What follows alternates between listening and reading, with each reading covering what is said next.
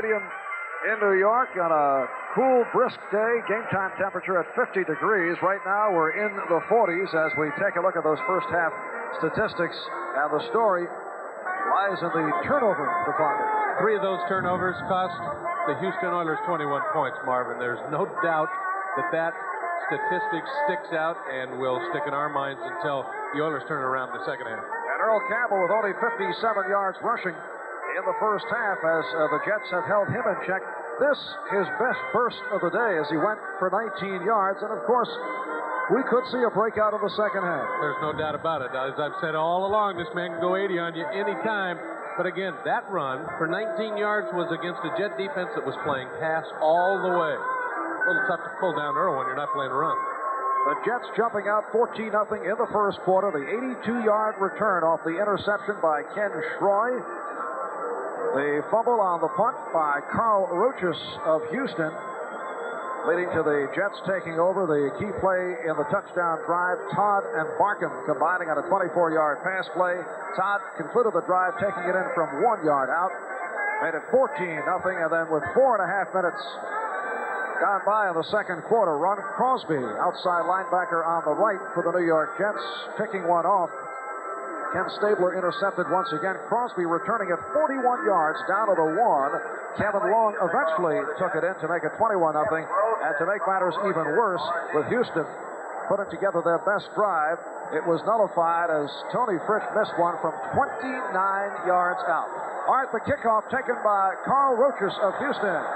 And he's across the 30-yard line. Tim Moresco, backup defensive back for the Jets, number 37, tripping up Rochus.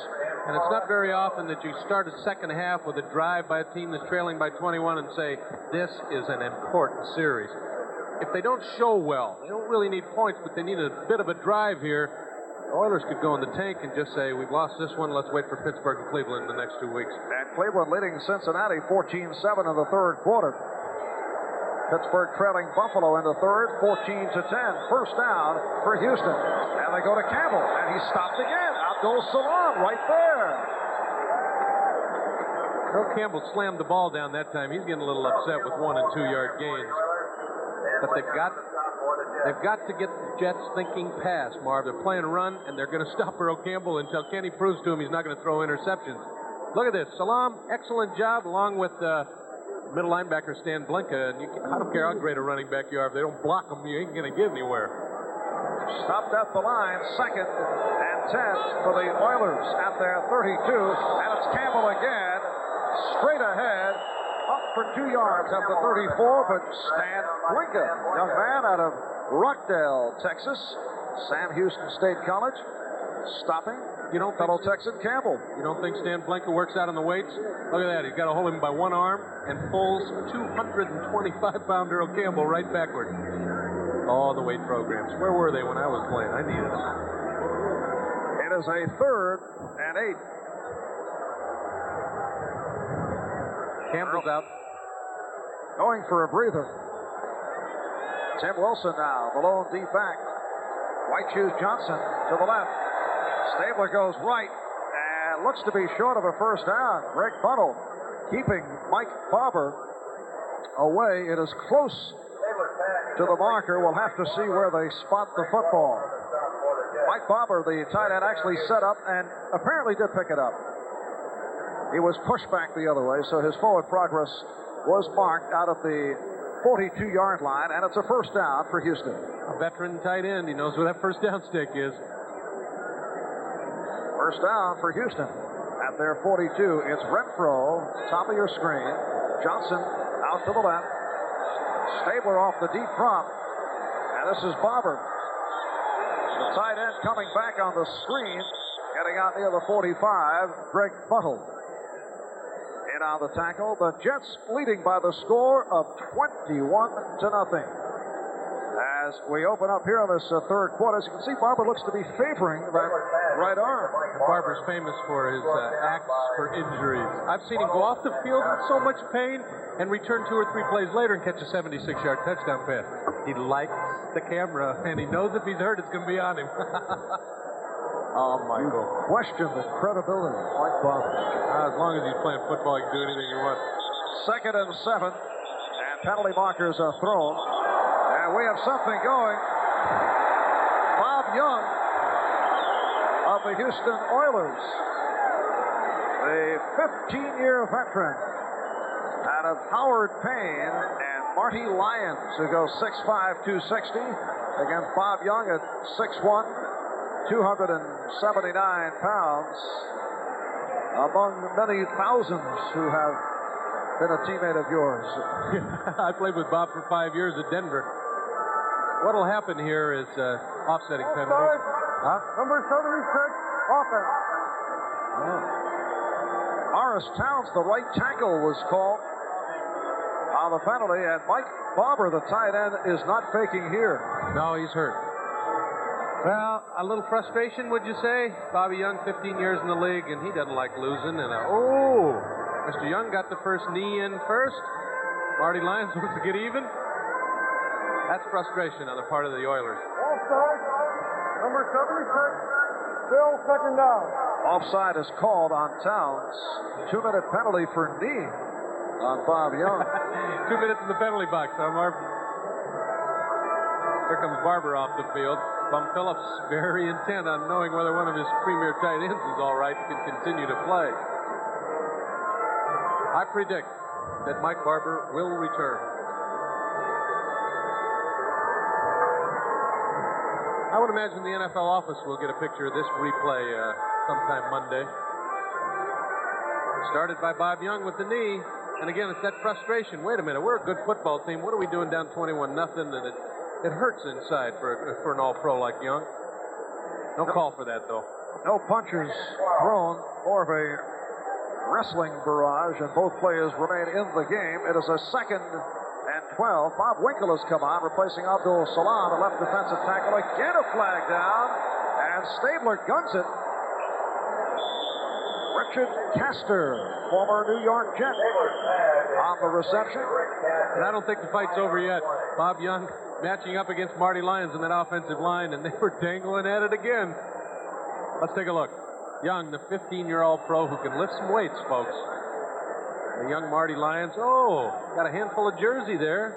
Still biting and scratching, setting him up for Leon Gray so he can get a shot at him. And again, a penalty marker thrown down.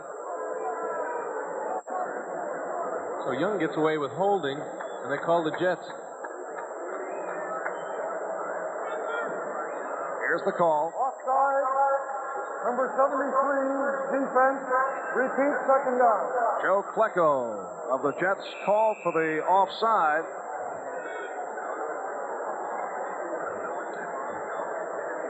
And it will be a 2nd and 7.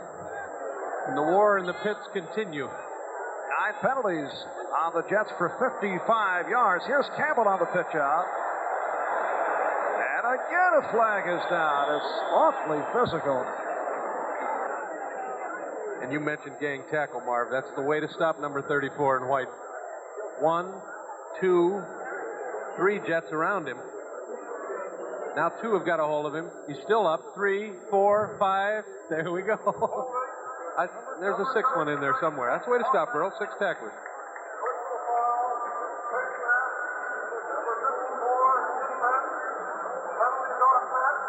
Offsetting penalty. They had a hold against Houston and a face mask, personal foul against the Jets' Stan Blinka.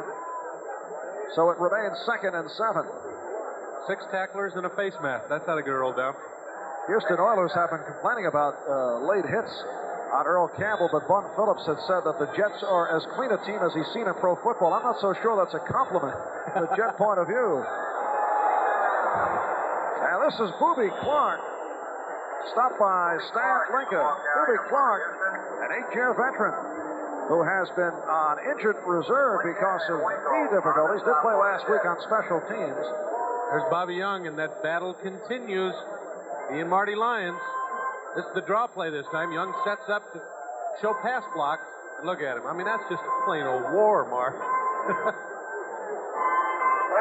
Boobie Clark picked up 6. So it is a 3rd and 4, and Clark remains in as the lone deep back. Campbell on the sideline. Stabler trying to go sideline, but hit hard by a funnel. Richard Castor the intended receiver.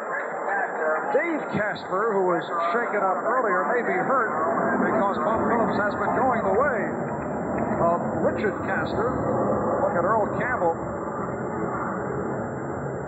Earl wants to forget this day so far. Well, right now, Bum Phillips sitting him down to provide some rest time. And Houston forced to punt. Here's Cliff Parsley. We're told that Dave Casper suffered a concussion and will not return. And a moment ago, you saw Mike Barber get shaken up. Bruce Hopper. Nowhere to go. Good coverage by the Oilers. Hopper hit down inside the 15 by Boobie Clark. 35-yard punt. A loss of 2 on the return. 11:23 left third quarter. And it's the Jets over Houston. And back here at Shea, 11:23 remaining third quarter. Jets lead it 21-0. They take over first and 10 at their 15-yard line. Scott Durkee, Kevin Long, the running backs. That's Lamb Jones in motion. And here's Durkee on the slant. Out to the 18-yard line. 3-yard advance makes for a 2nd and 7. And Mike, we've received word the doctors are looking at the left knee of Earl Campbell, who was shaken up earlier. A look at the scoreboard, Oakland and Philadelphia. No score third quarter. Buffalo leads Pittsburgh now in the third. New England in front of Baltimore. Cleveland over Cincinnati 21-7. Chicago leading Atlanta in the third. Ooh, that's a bit of a surprise, too. Not only here do we have a surprise. 2nd and 7. Oh, I don't like it. You can't be conservative. Not this early in the half. And Durkin is stacked up by Darrell Hunt. Ted Washington. We pause briefly for station identification. This is the NBC Television Network. KPRC TV, Channel 2, Houston. It is a 3rd down and 6. Marv Albert, Mike Hafner from Shea Stadium in New York. It has been all Jets, 5 Houston turnovers, 3 interceptions thrown by Ken Stabler. And the Jets in front, 21-0. All the scoring in the first half. Here's 3rd and 6 for Todd. He's got Newton, but short of a first down. Tom Newton in his 4th year out of the University of California, coming out of the backfield, but immediately popped by Robert Brazier. And Richard Todd calls his own plays. I didn't want to lead anybody wrong by saying that each play was sent in by Walt Michaels. But in that situation, I'm sure he was under orders by Coach Michaels that we have a 21-point lead, and he looked a bit conservative. So Chuck Ramsey back at his 10-yard line. And Carl Roches is the deep man, and a beautiful punt by Ramsey. Roches takes it to 20. Roches to the 30. And did well to get that far. With Ron Crosby and Lance Bell making the stop. So the Houston Oilers will take over with 5.5 minutes gone by in this third quarter of Pittsburgh, coming at 7-4. 57-yard punt by Ramsey and a 9-yard return by Roches. So here is Stabler on first down from the 32, flinging it out of bounds. No question about the intent. Threw it away. Good rush by Gastineau and Klecko. Detroit now leads Tampa Bay 17-10 in the third quarter. Detroit's found its way back north. A lot of pressure on Kenny Stabler now, Marv. St. Louis over Kansas City in the Battle of Missouri, 10-0 in the second quarter. And Green Bay leading Minnesota. Bart Starr's done a good job of turning that club around this season. Saved his job, I think. Yes, he did. Renfro right. Johnson left, 2nd and 10. Now sideline delivery, and it's completed. Renfro with the first down, covered by the rookie quarterback, Jesse Johnson. Mike Renfro on the reception. Uh-oh. And some bad news for the Houston Oilers. Sam Rutigliano's Cleveland Browns in front of Cincinnati, 28-7. Sam's my old receiver coach. 5 years he made me look good. Help me fool him. Which took a lot on the part of Sam. Really. First and 10 from the 44-yard line. This is Tim Wilson, who has come on for Earl Campbell across the 45-yard line for another update from NFL 80. Let's look in the AFC Central. And this day could conclude with Houston, Cleveland, and Pittsburgh if they're able to come from behind in a tie for that top spot, unless the Oilers turn it around here. Again, the completion to Renfro, but he had to come back for it. Jesse Johnson on the coverage once again, and they spot it at midfield. I'm surprised they haven't gone up against Jesse Johnson more. Of course, when you're down 21-0, you're searching for anything, but the young man, it's his first start of the season for the Jets at a very vulnerable spot, cornerback. Mike Renfro's teaching him about precise patterns. He's been open twice now. It's 3rd and 3 at midfield. Stabler is 11 for 23, 116 yards, 3 interceptions. And he goes to Tim Wilson, close to the first down. Flacco and Blinka stopping the 6'3", 220-pounder in his 4th year out of Maryland. Tim Wilson. Earl Campbell still on the sideline. He is going to be important down the stretch, and you don't want to lose him by trying to catch up in one football game. Next Smart week, choice. Houston, home for Cleveland, and then home for Pittsburgh.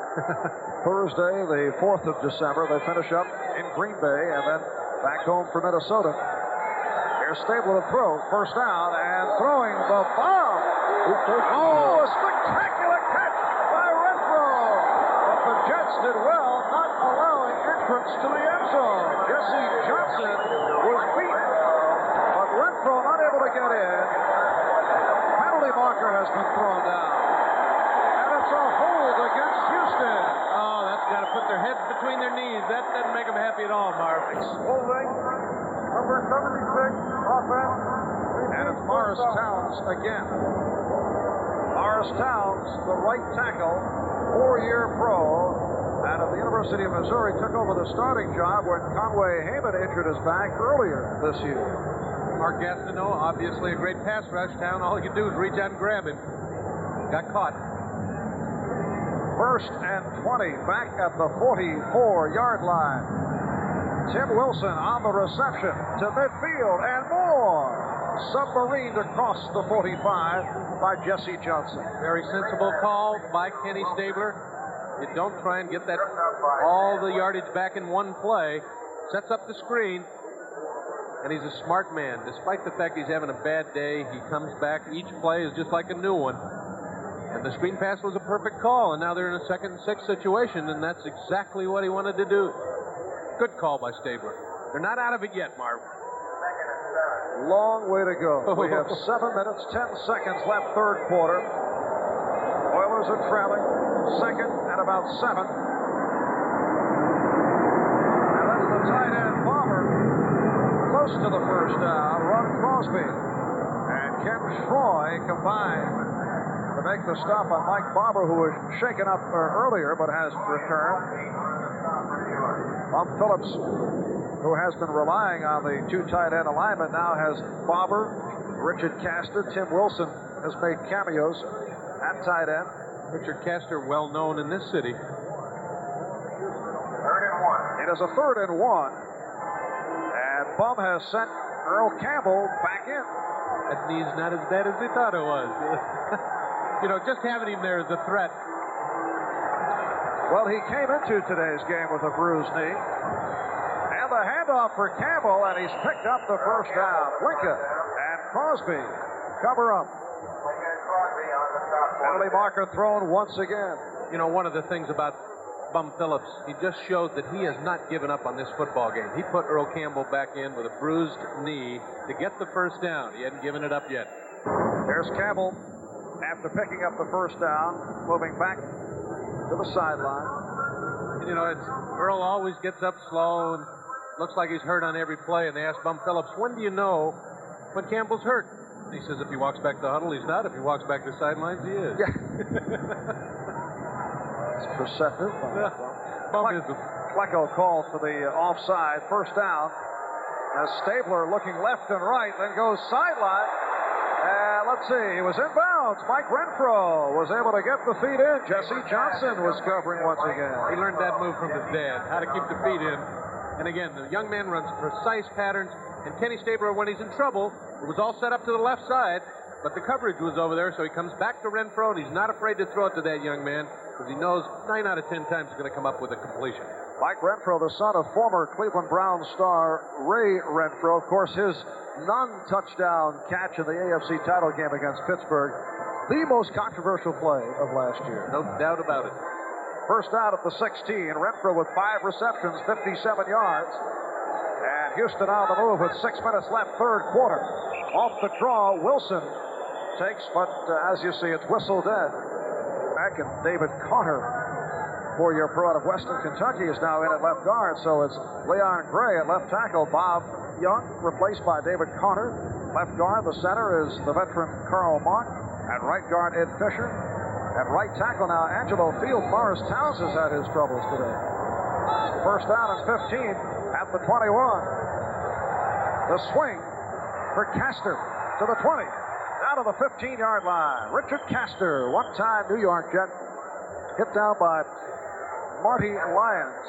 Castor in his 11th year out of Jackson State. He was acquired for 2 7th-round draft picks, and Bum Phillips says it's the best trade that he's made. I'll tell you, the other one is Jack Tatum, who picked off a pass today. And Castor shows you how important it is to have depth and experience on your bench. You never know when you're going to lose a David Casper. You never know when you're going to lose a safety man where Jack Tatum can fill in. And it's sure nice to go to a veteran like that when an injury occurs. Second and 9 at the 15. Stabler has completed 6 consecutive, but this time taken down by Mark Gastineau. He has had an exceptional day. In his second year in the NFL, out of East Central Oklahoma. He had 2 sacks at Denver last week. This number 10, the first time that a Jet has hit double figures since Mark Lomas collected 10 back in '73. Angelo Fields comes off the bench, and I think the stars of the game today so far have been the Jet front four. Gastineau's had a great afternoon. Joe Klecko in the first half was a force. Marty Lyons has been playing well. Mr. Fields just got taught a lesson on pass rush. Third sack of the day for the Jets, second for Gastineau. Stabler comes right back with a bullet for Castor, who's hammered down at the 20-yard line. Greg Buttle playing it very well.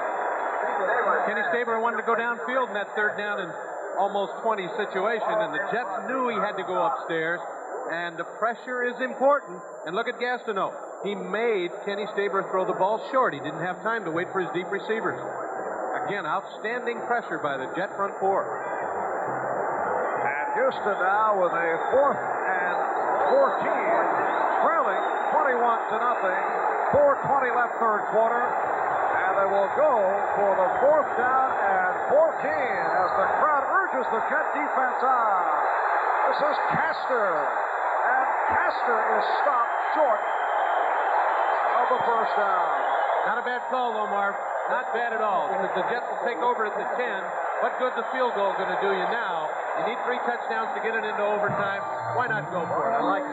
Ron Crosby and Marty Lyons and Ken Schroy on the tackle of Castor. And the Jets have not heard such warmth from the crowd in a long, long time here at Shea, with the Jets leading at 21-0, holding the Oilers 1st and 10 for the Jets. Down at their 11th-yard line, and a burst by Kevin Long across the 15. Greg Bingham, inside linebacker, on the right, making the stop. The Jet 2 victories this season over Miami, 17-14, back on October the 27th, and they beat Atlanta 14-7 in Atlanta October the 12th, and that has been it. They come off another disastrous day, blowing a 17-3 lead to Denver last week. It has been an awful season of disappointment, but they have surprised here today against the first-place Houston Oilers. Again, Kevin Long with the call. Ted Washington making the stop out at the 20-yard line. It'll set up. Richard Tots put pressure on his offensive lineman. He said, hey, guys, we're backed up against our goal line. We got a 21-point lead. Let's get our offensive line with some surge, get our running backs to get us a first down in this drive. Look at Chris Ward, an excellent job. Takes his man all the way across the field and allows the Jets to get themselves in a 3rd and 2 situation. Sets it up, 3rd and 2 at the 20. Long has carried 9 times for 27 yards, Durkin 10 times for 32 yards. And on the sweep, Durkin is stopped at the line. No gain, Marv. I mean, you can only ask your offensive lineman on certain plays to really get after it. I'd have gone upstairs with that. That had fooled Houston. They were expecting the run, obviously, the way they stacked it up. And the Jets are now 0 for 7 in the department of third down conversions. And with 2:37 left, third quarter, they are forced to give it up. Chuck Ramsey back at his 5-yard line, and the deep man is Carl Roaches. There's Ramsey. He's had a solid day. The Oilers have got to score on this drive. And Roaches has to chase. Roaches to the 35, but a penalty marker down once again. And its backup field could be against the Jets, and that would really hurt after putting them back in bad field position on that punt. Cha-cha offense, 1-2-3 kick, and now a penalty.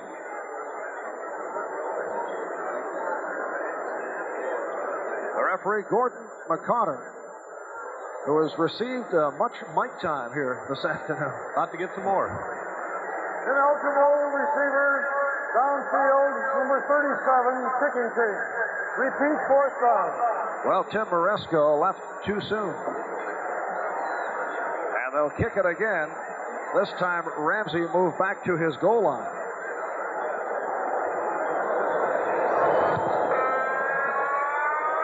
Roaches comes up for this one at midfield. And the Jets are all over him. They got 25 yards in that exchange. 33-yard punt by Ramsey. No gain on the return by Roaches, stopped by Moresco and Holmes. Once again, 2 minutes left in this third quarter back here at Shea in just a moment. Walt Michaels on the left, Walt Phillips on the right. Not too many people would expect that Michaels would be the happier of the two at this juncture. 2 minutes left in this third quarter. Houston taking over, first down at the Jet 46-yard line. Stabler, who is 10 for 13 the second half, just drops it off. And fortunate to get away with that maneuver. You know, and very interesting that Mike Barber was kept in the block. Kenny Stabler knows he's getting pressure from that Jet defensive front four, and he kept Mike Barber, one of his better receivers, in the block for pass protection. Surprise. Good rush again by Gastineau. It is a 2nd and 10. The crowd chanting defense. Well, this is the young Jet defense that people were expecting to blossom out and has not, except for occasions, this 1980 season, with the Jets flanking Houston 21-0 thus far. Castor on the screen. Inside the 45-yard line. Stopped by Stan Blinka. Now for an update, let's go to Brian Gumbel at our studios in New York. You forget about it's a third down play for Stabler. 3rd and 7. Houston is 3 for 10 in third down conversions. Mike Barber on the reception. He was in first down territory, then came back as he was hit by Stan Blinka. And the ball is spotted short of the first down. Give Stan Blinka all the credit on that. He has Barber covered like a blanket. And the only way Barber can make the reception is to come back to Kenny Stabler. He knows he can feel Stan right on his back. That cost him the first down yardage. Great play by Blinka, the middle linebacker. So it's a 4th and 2. And you go for it. Of course. Renfro right. White Shoes Johnson left. The lone D-back is Wilson. Now the crowd again urging the Jet defense on. But Tim Wilson able to pick up the first down and more. Outstanding call. Tripped up by Buttle. Great call to draw play on 4th and 2. Certainly the Jet defense playing pass. They want the big pass rusher they've been getting all day. Wilson had a hole you could drive a truck through. And time is running out of this third quarter. Houston with a first down inside the Jet 30-yard line.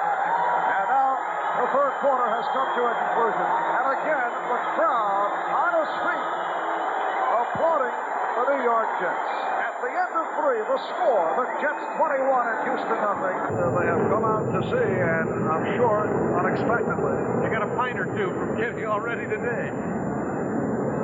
First down for Stabler at the Jet 29-yard line. It's Gastineau again. But Stabler able to elude the rush and gets it away. One-hand catch by Barber. A beauty. Inside the 15. Ken Troy takes him down. Mike Barber made that look awfully easy. A one-handed casual catch. And a great job by Kenny Stabler, who has been maligned for his bad knees, says he can't move around very well. Here's that great pass rush again. Gastineau's got him by the shirt. Do you call in the grasp of the defensive lineman there? Maybe not. It was awful. He had a hold of him early, but look at Barber. I can't believe that. That's too casual, Michael. But I'm sure Kenny Stabler will take it. 6th reception for Barber. 16-yard pickup. And again, the Oilers knocking on the door. First down at the 13-yard line. Here is Wilson. No running room, so cuts back. Tim Wilson taking bumps, but able to make his way inside the 10, and he was really hammered. Donald Dykes, the right quarterback, finally able to bring Wilson down. Great job of running by Wilson. He's a powerful young man. Better known for a blocker for Earl Campbell, but with Earl banged up, that bruised knee bothering him, Wilson's getting to carry the load. Bringing to the 5, it'll be a 2nd and 2. At the 5-yard line, Earl Campbell having difficulties with his knee again. Had it bumped earlier and has been spotted here in the second half. 2nd and 2. Stabler going for Barber. He's got him. Touchdown. He beat Greg Buttle. Mike Barber with his 5th touchdown of the season, and the Oilers are finally on the board. Kenny Stabler wants to get a practiced receiver on a linebacker. If you do it with a back, fine. If you do it with a tight end, that's also fine. Linebackers aren't used to covering receivers full time, and look at how easy a job Mike Barber had. It's tough for a linebacker to cover a receiver full time. Another look at Stabler. No pressure on him this time. And he has plenty of time to find Barber, who's one-on-one with a linebacker, and it's not over yet. I've seen 3 touchdowns in a quarter before. Tony Fritsch, 22 for 23 on the season. Gifford Nielsen taking the snap, but penalty markers are down once again. Surprise. Those gold little hankies all over the field as usual. Number 77, offense. False start.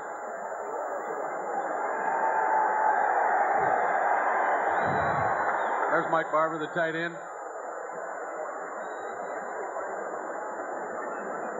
And Tony Fritsch, who has been bothered by a sore leg, will not kick.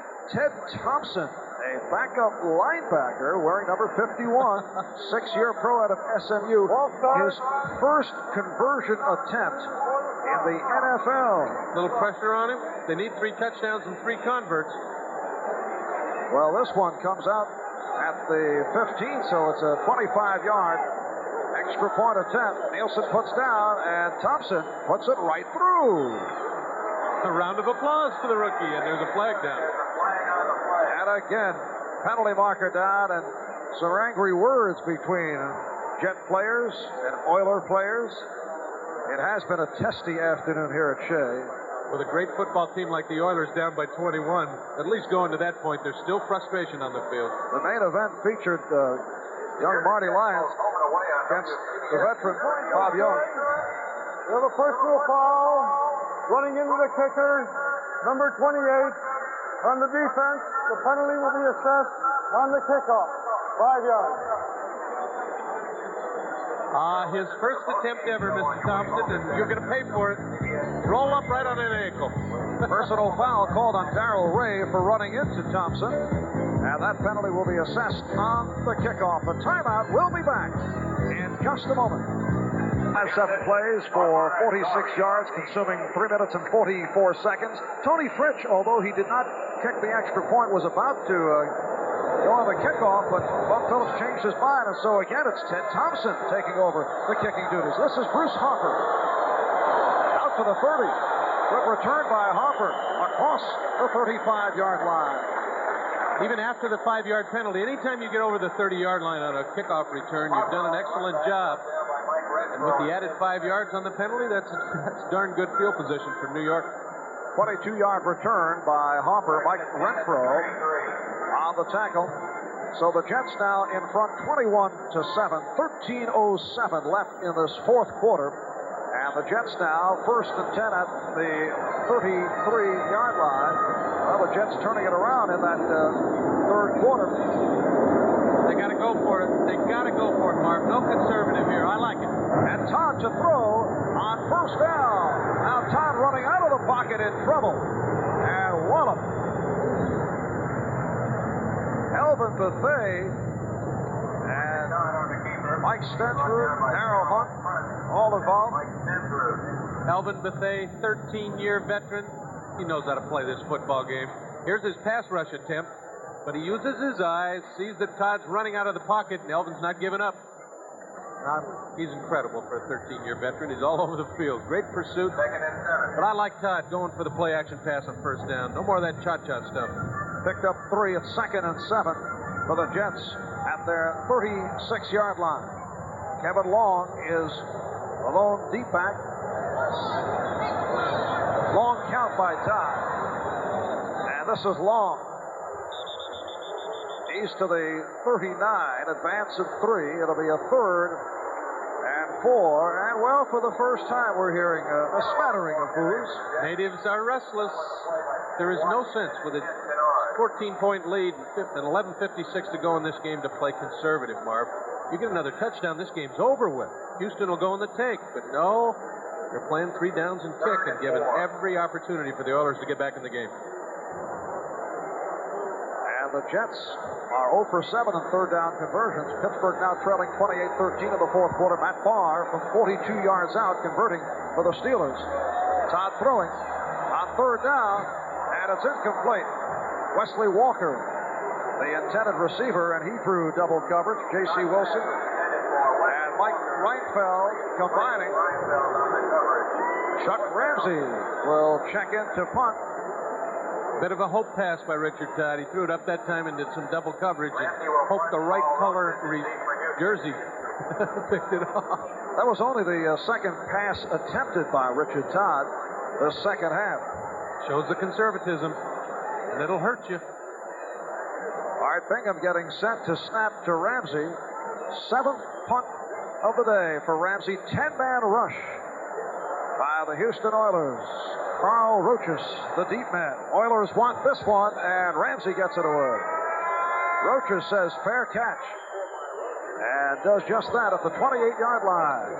So with 11:21 remaining in the fourth quarter, a 33-yard punt by Ramsey, and following this timeout, Houston will take over. They're trailing 21-7. Marv Albert, Mike Hafner, Shea Stadium in New York, where the lights have gone on. It's been a beautiful day for football. Temperature right now in the 40s. Houston taking over first and 10 at their 28-yard line, and Tim Wilson remains in. And running back Earl Campbell on the sideline. Stabler throws it out on first down to the tight end, Bomber. And he's got a first down and more, but a penalty marker is down. Looked to be a hold over Cincinnati, 31-7. Battle leads Chicago, 21-17. Detroit leading Tampa Bay in the fourth. Take over now, leading by the score of 21-7. Of the day by the New York Jets. Jets take over first down at the Houston 36-yard line. Troy, Crosby, and 2 for Ray to do it to Stabler. Kevin Long to the 31. Darrell Hunt, inside linebacker on the left, making the stop. Robert Brazil also in on the tackle. Houston Oilers know it's almost over. You get 6 yards against a defensive team that plays the run very, very well in that situation on first down when you know they're going to run the football. The Oilers are about ready to cash it in. I tell you, though, Mike, as one who's observed the Jets through the season, I don't think so. All right, don't know. A lot of time left. Here's Todd. The block Barkum. Big play right there. And Barkum is stopped near the 5. Mike Reitenfeld, the weak safety, making the stop at his first and goal, and that could be the crusher if the Jets are able to take it in. But still, we do have 10 minutes remaining fourth quarter. Play action pass, an excellent call by Richard Todd, the young quarterback. Houston expecting the run in that situation. You run on throwing downs and running downs. Jerome Barkum was wide open in that zone. And the Jets have surprised the Oilers by suddenly looking Jerome Barkum's way. He had only 10 receptions coming into today, and they really have not gone the way of Lamb Jones and Wesley Walker. That's Jones in motion. First and goal, Kevin Long inside the 5-yard line. So again, Jerome Barkum with a big play, 26-yard reception for Barkum. He had a 24-yard reception in the first quarter. The key play leading to the Jets' second touchdown. Barkum has had a big day, and tight ends have been successful against these Houston Oilers this season.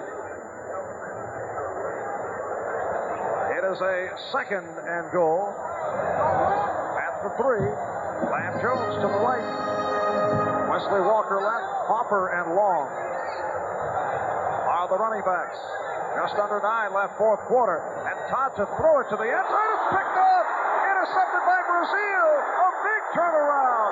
Robert Brazil.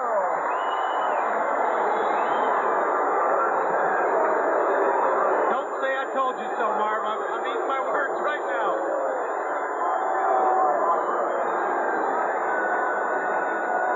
And this capacity crowd at Shea is very unhappy. Bruce Hopper, the intended receiver. The Jets with goal to go, and Todd is picked off. Harper was wide open. He needed to loft that pass. Robert Brazil, not noted for his hands, couldn't help but intercept that one. Todd hit him right between the 5 and the 2. 33-yard return, Brazil's second interception of the season. And things have turned with 8:46 left in the fourth quarter. If you've got a youngster at home who wants to play quarterback in the National Football League, remember this little tip. When you're on the goal line, got a back open, loft it over his head. Don't try to throw the bullet, because if you miss him, all it is an incomplete pass. If you don't read a linebacker, he steps in front and picks it off. Richard Todd intercepted by Robert Brazil, and Houston first down at the 33, and Stabler looks to go to work. Stabler throws it away. The intended receiver was Renfro. The good pass rush by Marty Lyons. The good pass rush we've seen all day, and it's been either one of the four. Gastineau's had a great day. Lyons now with his sack. Plecko in the first half, and that's been Kenny's bane all afternoon. He might be getting receivers open downfield, but he hasn't had the time to hit them because of the pressure from the front four of the Jets. Richard Todd intercepted for the second time this afternoon a moment ago to provide the Houston Oilers with a chance to get back in this one with 8:40 remaining in the fourth quarter. They're trailing 21-7. Stabler with time. Guns it. Renfro, pretty catch. And he's got a first down and more. Renfro down to the 40-yard line. That looked to be a face mask penalty at the tail end of the play. The little man's something, isn't he? Stan Blinka making the stop on Renfro. When you're in trouble, Kenny Stabler's got to go to his outside receiver. And here, Renfro makes a great catch. Look at those hands. That's the way to catch a football in the hands. Now watch the great move to get the extra yardage. He knows his club has got to get touchdowns, not field goals or anything like that. Oh, there. Well, sorry. You don't want him to score. What the heck? 5 more yards isn't going to hurt anything. That is Blinka on the face mask.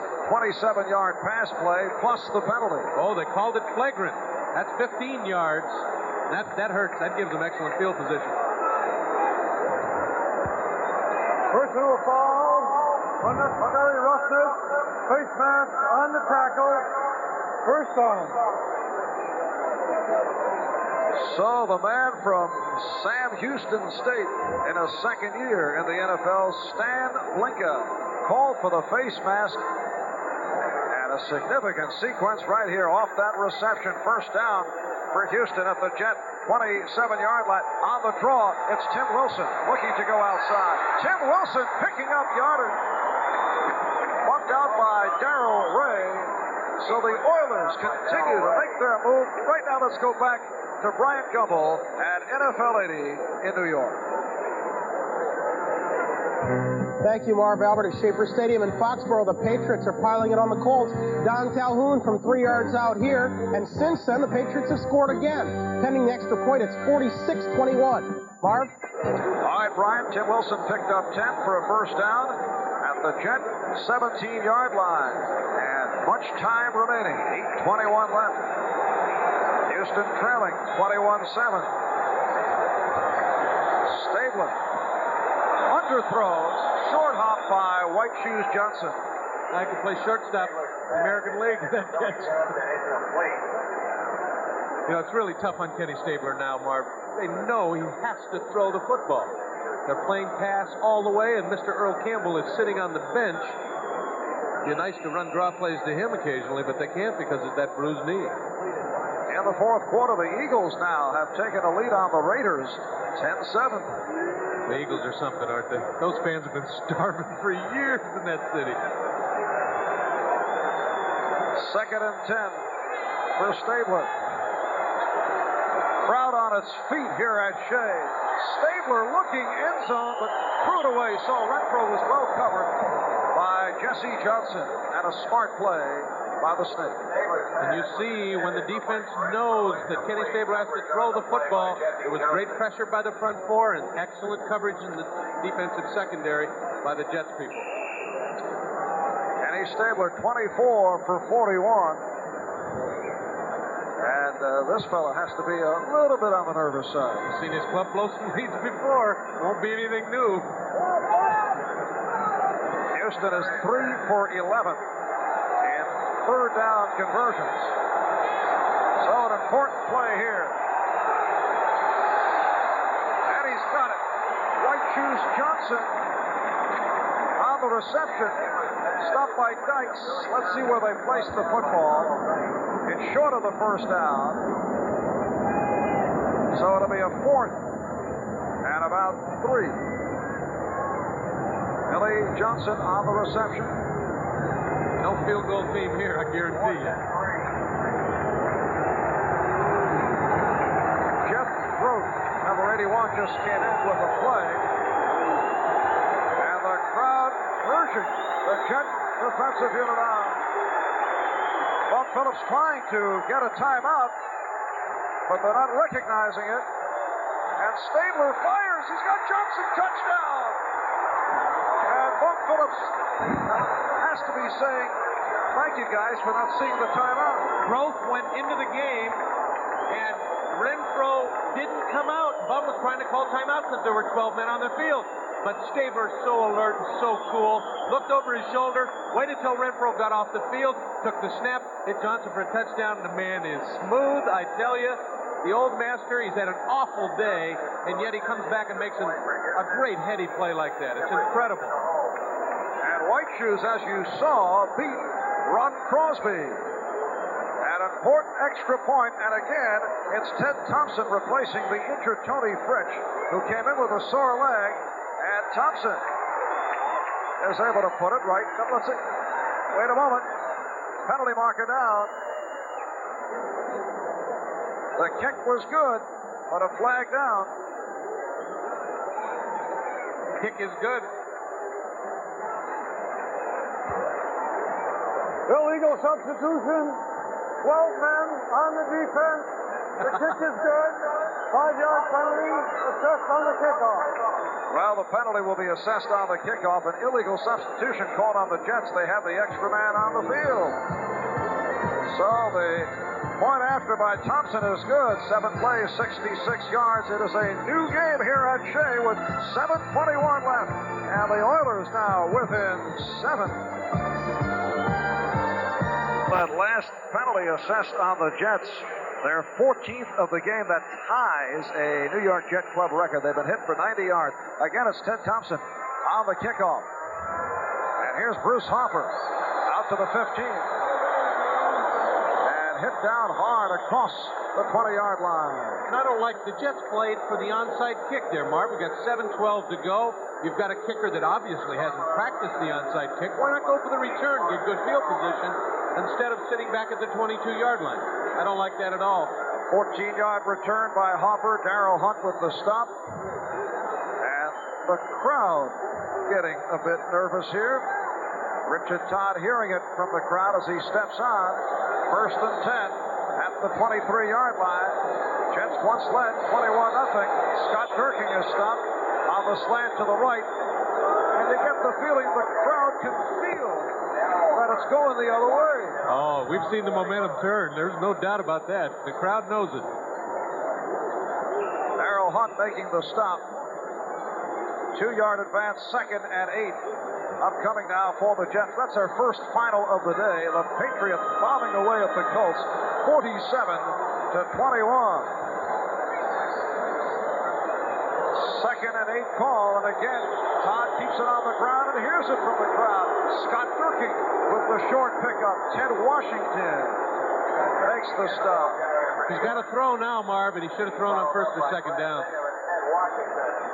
Again, Richard Todd calling his own plays, but obviously Mr. Michaels gives him orders when he runs onto the field about how they're going to approach the Houston Oilers defense. Over the year, the Jets have discovered many unique ways to lose ball games, to blow games. It's actually become an NFL novelty. They've blown big leads. They've come from behind, fallen short. And they're in trouble right here. 3rd and 7. And Todd guns it down. It's incomplete. Ruled incomplete, intended for Harper. And in bang-bang fashion, you get the feeling Walt Michaels can sense it. The Houston Oilers now in punt formation. Ramsey back at his 10. This is 8th punt of the afternoon. So the Jets, taking a 21-0 lead into the 4th quarter, are now giving up the football, and they lead 21-14. Good punt by Ramsey. Carl Rochus driven back to the 30. Still good field position, though, Marv. Kenny can take him 70 yards any day of the week.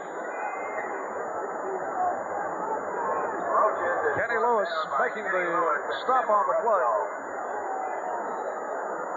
5 minutes and 42 seconds remaining in this 4th quarter. And in just a few moments, we're going to send Mike Hafner down to get some feelings from the crowd about what is going on here. Once again, the Jets in the process of blowing one. Ought to get some interesting answers from some of the Jets season ticket holders, too. And I would suggest some protection, Mike. Stabler going deep downfield. Stabler completing to Richard Kester. The former New York Jet has come back to do it here at Shea. Richard Kester off the bomb. And the Jet lead is down to 1.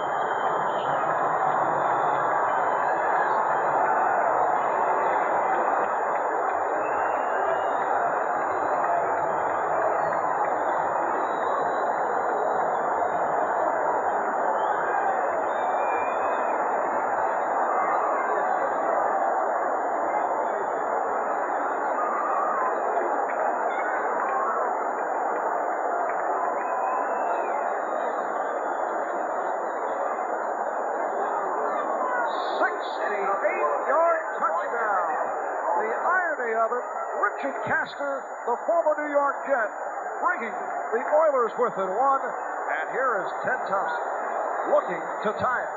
Nielsen holding. We're tied at 21. 5.5 minutes remaining 4th quarter. The Jets have blown a 21-0 lead. Again, the Jets in an unlikely situation. Richard Kester going 68 yards to tie it up. Houston with all its 21 points here in the fourth quarter as we get yet another look. Stabler going deep for Castor, who beats the rookie Darrell Ray, who earlier today picked off 2 Ken Stabler passes. So Castor, as you see with his 5th reception, an incredible turnaround here in the fourth quarter. And for Richard Castor, certainly one of his happiest moments as a pro.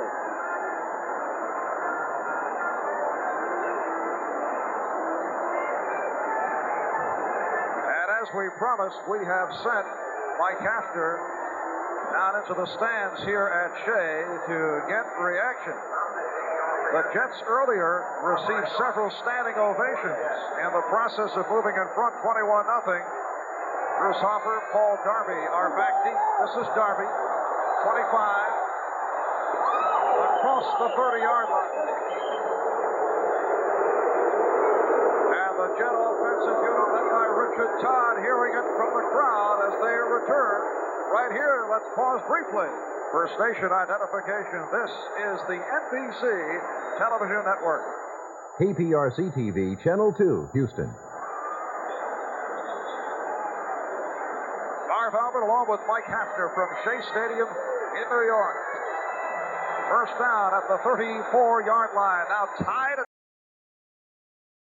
fan. Walt Michaels took over a Jet team 4 years ago with only positive feelings about Michaels from players and fans. Then he went 3-11, 8-8, 2 straight years, 2-9 thus far this season, and it has been a disaster. Here's Todd again going long, and he completes to Lamb Jones for a first down. At the Houston 40, J.C. Wilson, the left quarterback, making the stop.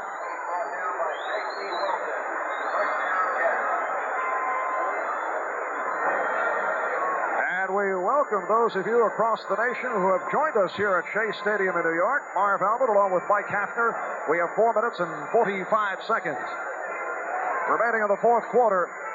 The New York Jets have jumped in front by the score of 21-0. They had a 21-0 lead going to this fourth quarter, but the Oilers have come right back despite the off performance by Earl Campbell, who has sat out most of this second half. That's Hopper on the reception from Todd, and Hopper with the first down, and much more. Bruce Hopper across the 20-yard line. Hopper cutting down across the 10, and Hopper takes it in.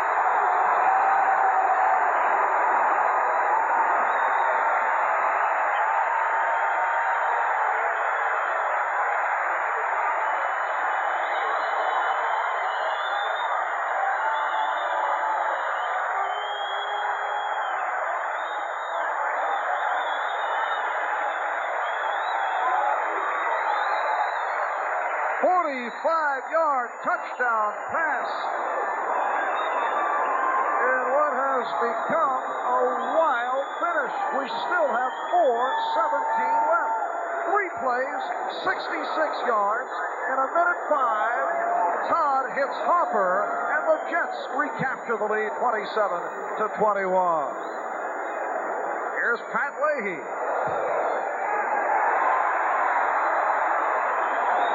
4 minutes, 17 seconds left before the sellout crowd here at Shea that has certainly had its ups and downs. Richard Todd swinging to Bruce Hopper. And Hopper, the 4-year pro out of Kutztown State, changing direction, broke tackles, and was able to take it in, out racing the right cornerback, Greg Stemrick. One more time, the swing from Todd, and Hopper with a good cutback. And brings it home.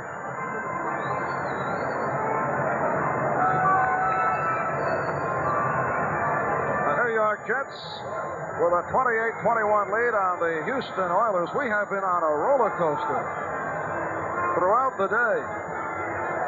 And now the Jets will kick off.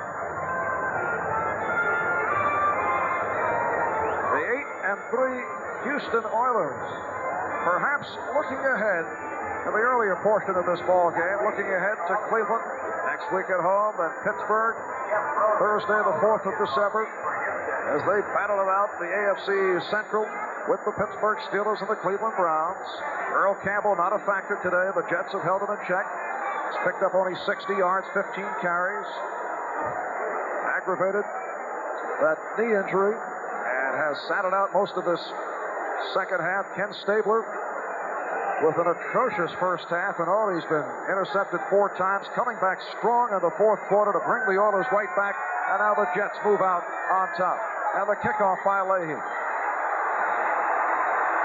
Jeff Groth on the return across the 30. Groth, the second-year man out of Bowling Green, returning at 27 yards, hit down by Bobby Jones. Marv Albert along with Mike Hafner from Shea Stadium in New York. And Mike is making his way into the stands where he will chat with Jet fans about their ball club. That'll be coming up shortly.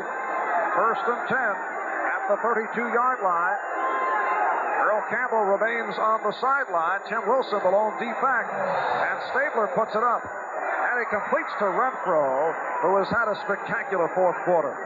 Jesse Johnson, the rookie out of Colorado. On the coverage, it's a first down for Mike Renfro at the 45-yard line.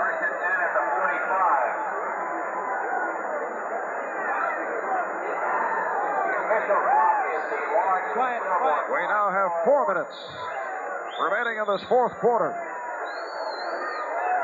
Renfro comes to the right. Johnson is left. The lone setback is Wilson. And this is Wilson. And he picks up the first down. Stan Blinka making the stop. Now let's go down to Mike Hafner within the crowd here at Shea. Mike? All right, we're down here with a lot of Jet fans who have seen a 2-9 season. Let's get a little reaction. What about it? What about Walt Michaels, the head coach? I say, Skull brother to Walt Michaels. Skull brother. He's got Earl Campbell out there. You should be worried. You should be worried. Has Michaels done a good job this season?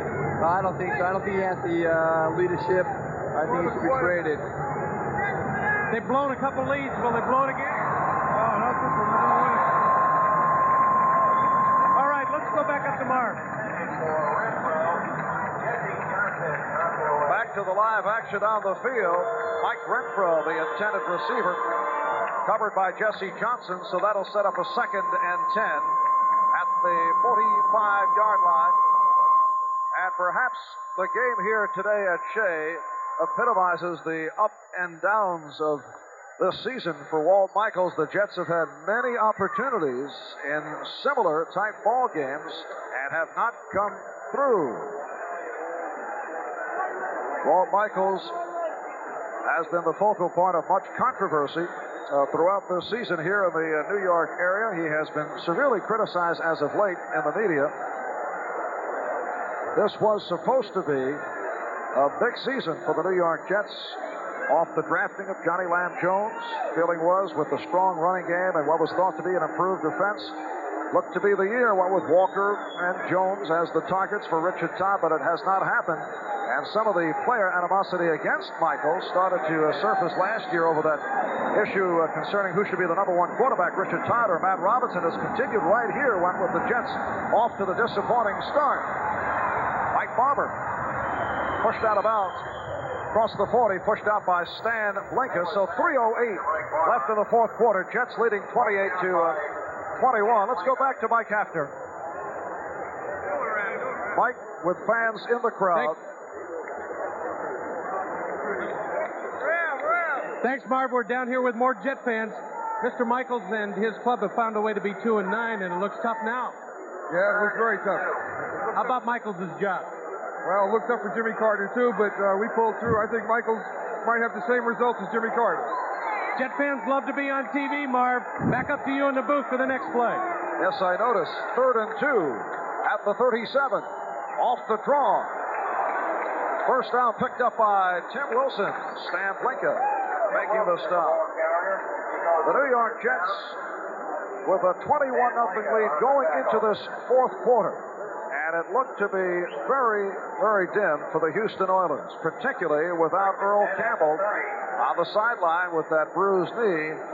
But Ken Stabler able to bring the Oilers right back to tie the game at 21, capping it off with the long bomb to former Jet Richard Castor. However, the Jets bouncing back off the 45-yard touchdown pass play to Bruce Harper.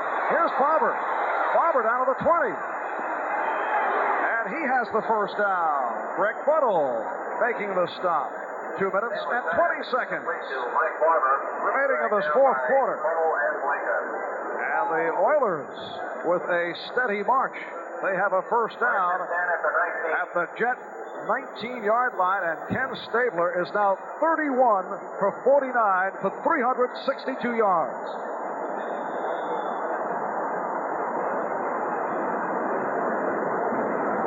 Now the 2-minute warning has been provided. So 2 minutes left in regulation with the Jets leading Houston 28-21. We'll be back right after these messages. Well, we welcome Mike Hafner back to the telecast booth as we look to capture some of the frustration by New York Jet fans. This 1980 season. That touchdown that put them ahead kind of calmed them down. Yes. Thank goodness. Maybe fortunately for you. Yes. 2 minutes left. First and 10 for Stabler. Down he goes. Good pass rush once again. Mark Gastineau, his third sack of the afternoon, and number 11 on the season. There's that Jet defensive line that kept them in the game all day. They're going to make it very tough for Kenny Stabler, who can really run the 2-minute drill. Mark Gastineau has been a terror here today, providing problems for right tackle Morris Towns, who was called on 4 separate occasions for holding infractions. You know he's putting on a pass rush when you get flagged 4 straight times. Timeout has been called by Houston. They have 2 remaining. The Jets with their 3 timeouts left. 1:55 remaining in this fourth quarter. The Jets leading the Oilers 28-21. It was 28-21 in a furious finish here at Chase Stadium. The Jets led 21-0 going to the fourth quarter, but Stabler has brought the Oilers back. Touchdown passes to Mike Barber, to White Shoes Johnson, and the bomb 68-yard pass to former Jet Richard Castor. However, the Jets came right back on a 45-yard touchdown. Richard Todd to Bruce Harper. Right now, Stabler second and 21. And fires it, and he has the completion. Inside the 10-yard line, Mike Barber has picked up the first down. Tim Moresco making the stop on Barber. And that's where Kenny Stabler had to go, over the middle against the prevent defense. Second down and a bunch, and the master is something, Marvin. He has brought back his club from death, down 21-0, and they're knocking on the door inside the 10-yard line. First and goal to go, with a chance to tie this up and put it in overtime. 12-yard pickup for Stabler. Big game here for the Houston Oilers. 8 up and 3 down. Cleveland with the victory earlier at 8-4. Pittsburgh losing, so they are now 7 up and 5 down. And Houston looking to maintain sole possession of first place. Kenny Stabler had an awful first 3 quarters, Marvin. Threw 4 interceptions. His club was down 21-0. Most quarterbacks that go in the tank, they say, well, this game's over with. But not Kenny Stabler. He plays it 1 down at a time, and he's the coolest man on the field. But Stabler coming back strong in the second half. He now has completed for 385 yards, his best ever performance against the New York Jets, and he has once again found Mike Barber to his liking. Barber, off that last reception, now has caught 10 today from 54 on the season. 10 catches, 97 yards. Stabler has first and goal at the 9 with 1:45 left in this fourth quarter. And here is Tim Wilson, who has done very well in taking over for Earl Campbell. Wilson stopped by the combination of Blinkham and Crosby, and a timeout is called by Houston, so they are down to 1 timeout left. And when we resume following the timeout, the Oilers will have second and goal at the 5. see any more of this man, who was brought in to pick up a first down in the second half. He hurt his knee once again. He was held in check during the first half, as you saw, only 60 yards on 15 carries. The Jet gang tackling, doing a job on Earl Campbell, who was going for yet another 100-yard day. I'll tell you, though, Bum Phillips standing right there with his main man, Earl Campbell. The next 2 weeks, they got Cleveland and Pittsburgh. I wouldn't want to waste that hoss right there. Second and goal at the 5-yard line. Full house backfield. And here's Stabler with time. Touchdown! It's Richard Castor again. Look at Michaels. Hands on his head, total frustration. Can you believe it, Marv? 28 points in the fourth quarter. Come back from the dead. Richard Castor beating Ken Schroy. And once again, it will be up to Ted Thompson to tie it. Look at the protection all day. Great pressure by the front four of the Jets. But if you give Kenny Stabler time, he'll get somebody open. And the old Jet comes back to haunt. 2 touchdown passes in a row to put the Oilers back in a tie situation. Here's another look at it. Look at how wide open Castor is. And that's because of the pass protection. And it has come down to Ted Thompson again, who has taken over for Tony Fritsch. And he puts it right through. Ted Thompson, who never before kicked in the National Football League, has come through in grand style. Tony Fritsch missed a field goal earlier. He has been bothered by a sore leg. And Thompson, who is an excellent all-around guy, can fill in at a number of positions. Obviously can kick. Yeah, obviously. Four extra points that have put this game very close to overtime. What a second half of that quarter. Kenny, you are amazing. That's all I can say. Well, Ken Stabler has quickly become a folk hero in Houston. He is enormously popular with fans, coaches, and players. They love him. He's one of my favorites, too. We are tied at 28. A minute and 31 remaining in regulation. In a game that will be long remembered by both clubs. Oh, there is no doubt about it. Coming back from a 21-point deficit in the National Football League is almost unheard of until this year. With the change of the pass rules, I think it's given the opportunity for every club to score a lot of points. And one thing about this Houston Oilers club, they haven't been over 20 points very often in the games that they've won. 10-6 last week against Chicago. And this has been a marathon. We are approaching 3.5 hours of football. And it ain't over yet, Marv. Jets with 3 timeouts remaining. Houston has used its timeouts up, and the kickoff by Thompson. Here's Harper, 20 to the 25. And able to squirm across the 30-yard line, bumped out by Bobby Clark. Walt Michaels was claiming a face mask, but does not get the call. He'll do anything for some field position. A field goal will win this football game. Maybe. Let's take a look. There's Harper on the return. Walt Michaels wants a face mask call in this play, and you see his head bob a bit. And then his neck snap around. Mr. Michaels had a good point there, but it's tough to see in that melee of bodies. Minute 25 left regulation. Tied at 28. The Jets first down at their 32-yard line. Hopper and Newton are the running backs. And Todd to put it up on first down. Running out of traffic. And Todd has got the first down and more at midfield. Run out by the strong safety, Vernon Perry. Oh, the example of a mobile quarterback. What he can do for you. Excellent coverage in the secondary by Houston. Not a very good pass rush by the Oilers, but good enough to force him out of the pocket. Yet the young, strong man from Alabama picked up a first down and got them that much closer to field goal range. It is a first down at midfield with a minute and 16 remaining.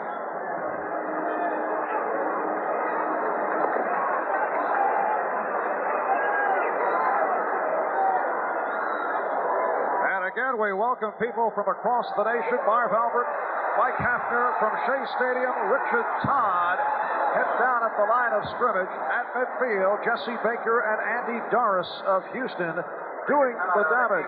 The New York Jets took a 21-0 lead into the fourth quarter. Ken Stabler brought the Oilers right back.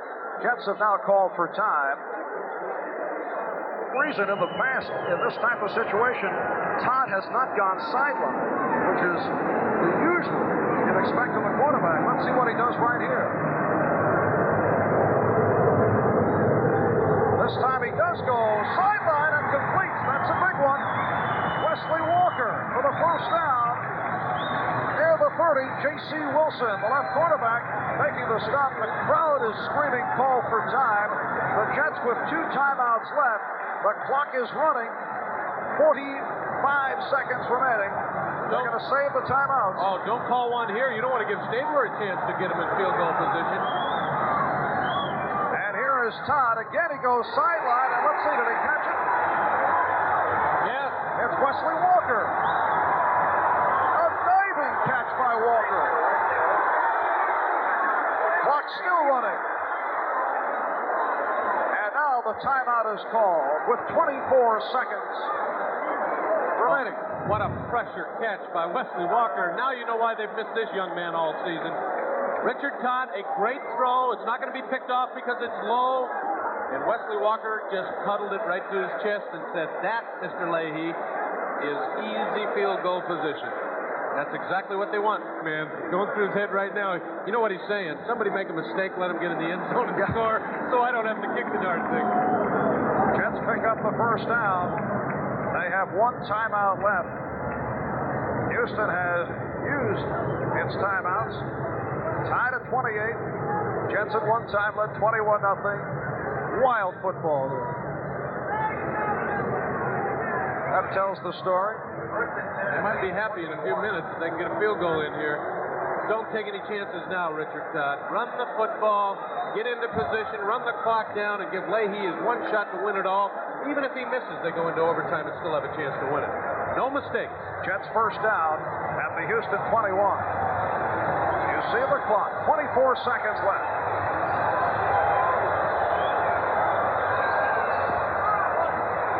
And it's Bruce Hopper actually setting up a better angle for Leahy, getting to the middle of the field. Bingham and Brazil make the stop.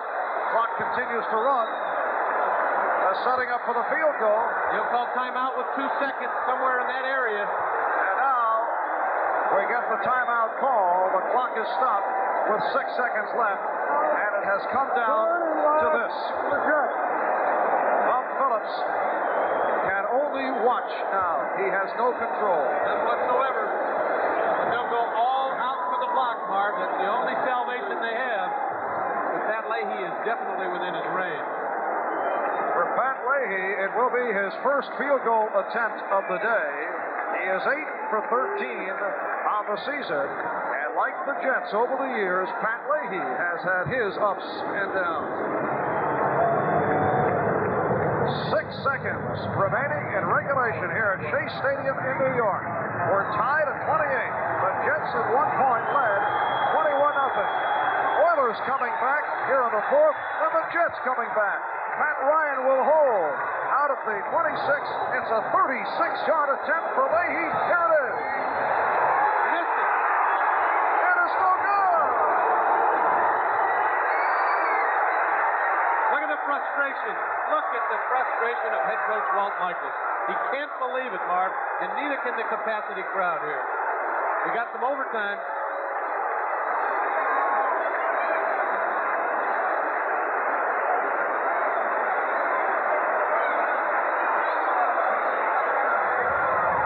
Leahy missing with 2 seconds remaining, and watch the reaction of Walt Michaels.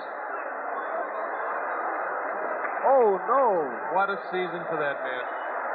I feel for him, Marv. I really do. Earlier this season when Leahy was having problems, there were reports of a change to be made, although the Jets said no. And a big one missed here by Leahy. Now the Oilers fall on the football to send it to overtime. That man can't be happy, Marv. And we go to overtime. Here's the shot. This is well within any NFL kicker's range. And there's that bend that all sidewinders get, and it went outside the post. And now, here we go again. Here's a man who's 2-9 going into this game, and you can see it right there.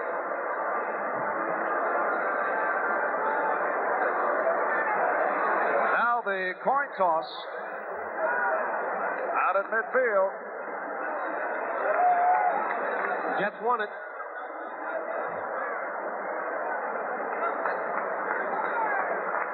So the Jets win the toss, and they will obviously receive. And no Abner Haynes. Yes. Oh, Pat Leahy can feel it. He'll get another chance, maybe. It is on to overtime here at Shea. The Jets and Houston tied at 28. The Oilers with a storybook comeback, engineered by Ken Stabler, and the Oilers doing it without Earl Campbell in the second half. Sunday. This tells it all. The New York Jets with 14 points in the first quarter. They lead 21-0 at halftime. They lead 21-0 going into the fourth. 28 points put up on the board by Stabler in that fourth quarter. We go to overtime, tied at 28. 15-minute overtime. Should they be tied at the end of the 15, that's the way it goes into the books, which would play havoc with the AFC Central standings. Each team will receive 2 timeouts, and there is a 2-minute warning. I'm proud of the New York Jets, 2-9 coming in this game and battling their brains out, but how about this Houston Oilers club? They're a championship club to come back like they have. And again, the kickoff by Ted Thompson. Paul Darby on the return, and really wrecked, but a penalty marker down as he's clobbered across the 25-yard line. Paul Darby, who was just activated for the game today. That was Guido Merkins that got the necktie. They're going to say it was a face mask, I'm sure. Merkins also just activated. Take a look. This is not the way to be stopped on a kickoff return. Look at Merkins. Arm out. Hello. And then grabbed the face mask at the end of the play. Had him clean with the necktie. And then got him by the face mask at the end. There's Guido Merkins. He can play everything. Quarterback, wide receiver, defensive back, punt returner. Terrible thing for the Oilers to do to a fellow Texan. Darby is from Austin. Went to Southwest Texas State. In his Personal foul, unnecessary roughness, face mask on the tackle, first down. All right, there's Guido. Got him out of the touchline. First down for the Jets at their 40-yard line. The running backs, Tom Newton, Bruce Hopper. That's Lamb Jones coming across. And Todd goes sideline. Looked like he hit him in the head. Wesley Walker slipped and fell, and he got it in the helmet, covered by Ted Washington and J.C. Wilson. There is no excuse for a wide receiver falling down. That's what my coach has told me, and here's the price you pay. Bang, right alongside the head. A great shot. Watch Richard Todd. I can hear him mumbling under his breath now. Because he had him beat. He was wide open. He slipped and fell and got it right in the ear hole in the helmet. Mike, we've certainly had our share of novel plays here this afternoon. 2nd and 10. Out of the 40-yard line. Opening minute. In overtime. Todd unleashes from Barkham, and it is deflected away. Broken up. As he was double covered.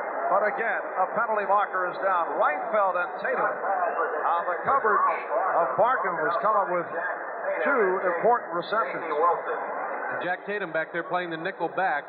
It'll be interesting to see where this penalty comes. The flag is not in the holding area, but guess what? Against the defense. Automatic first down. Very important to the Jets' drive for a field goal that'll win this game, but they've been there before.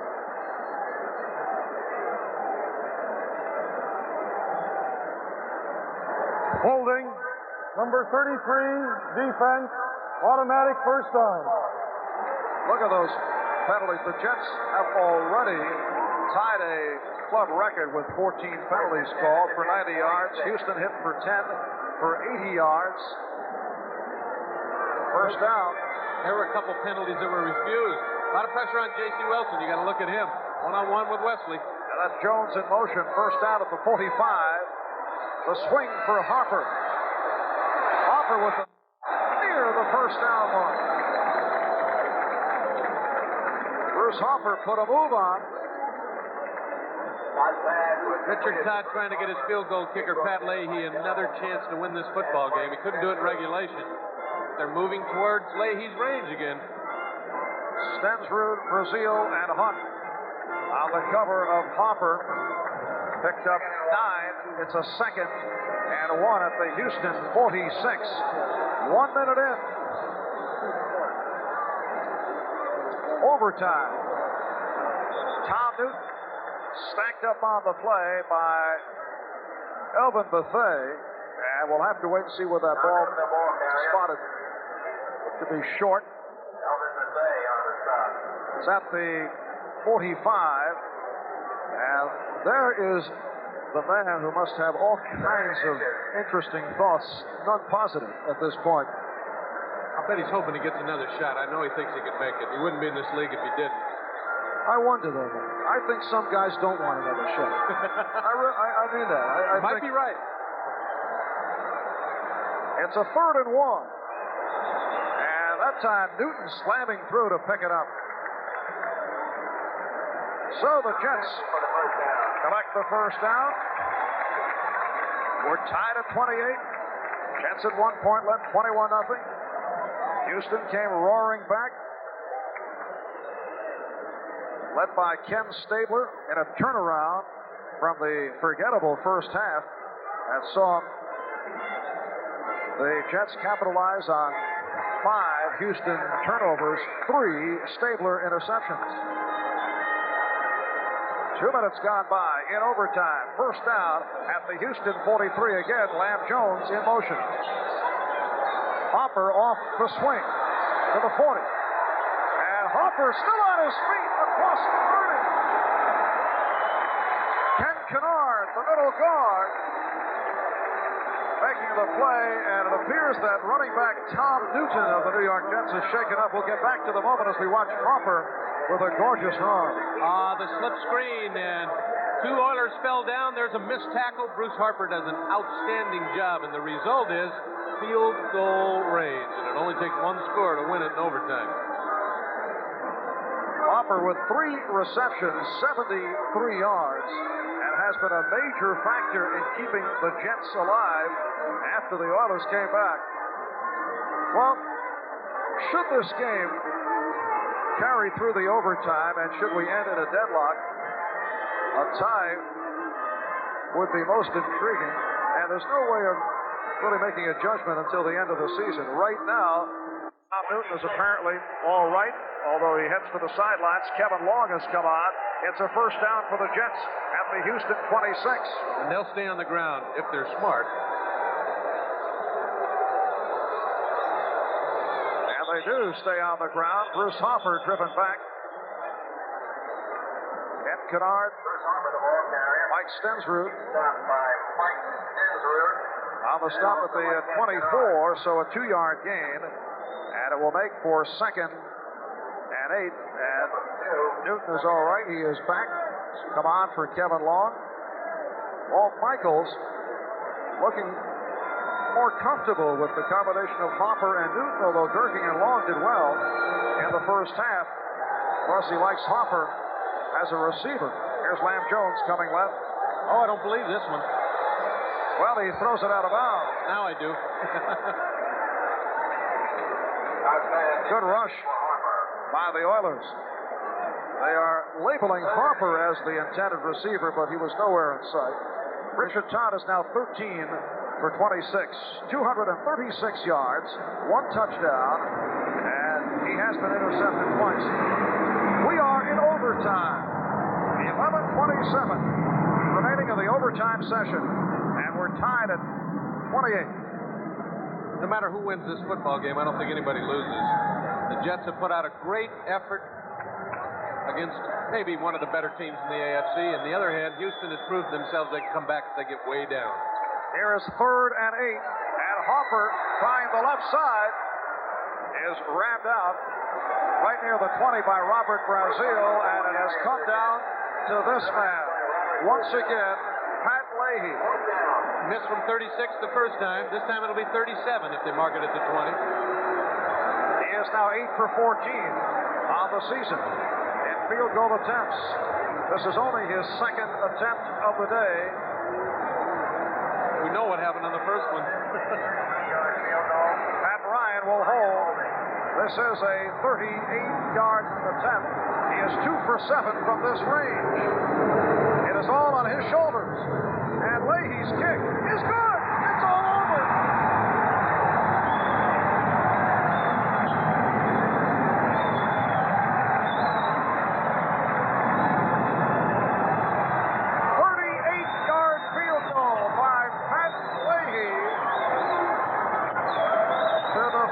Houston Oilers in overtime.